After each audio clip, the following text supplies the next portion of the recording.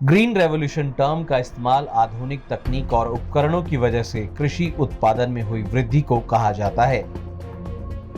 यह शब्द Norman Borlaug द्वारा दिया गया था, जिन्हें ग्रीन रेवोल्यूशन के फादर के रूप में भी जाना जाता है।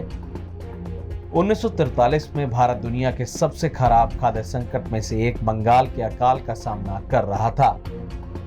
आजादी के बाद से 1967 तक भारत के भीतर कृषि क्षेत्र में सुधार मुख्य रूप से खेती लायक जमीन को बढ़ावा देने तक ही सीमित थे, लेकिन तेजी से बढ़ती आबादी ने खाद्य उत्पादन को पीछे छोड़ दिया। इसके चलते कृषि क्षेत्र में सुधार के लिए कठोर कदम उठाना बेहद जरूरी हो गया।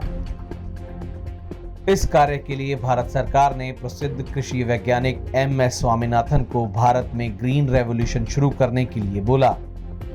आखिरकार भारत में ग्रीन रेवोल्यूशन की शुरुआत 1968 में हुई, जिसके चलते खाद्यान्न उत्पादन में उल्लेखनीय वृद्धि हुई।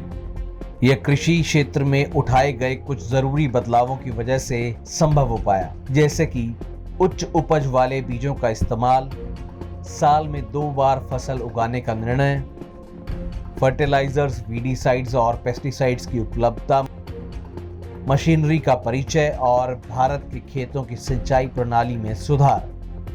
ग्रीन रेवोल्यूशन में भारत की स्थिति को कम खाद्य उत्पादन वाली अर्थव्यवस्था से बदलकर दुनिया की अग्रणी कृषि देशों में ला खड़ा किया।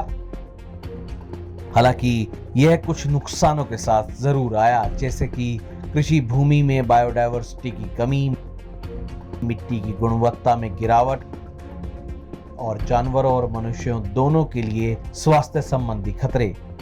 इन सब चुनौतियों के बावजूद ग्रीन रेवोल्यूशन भारत के लिए एक बहुत बड़ी उपलब्धि साबित हुआ।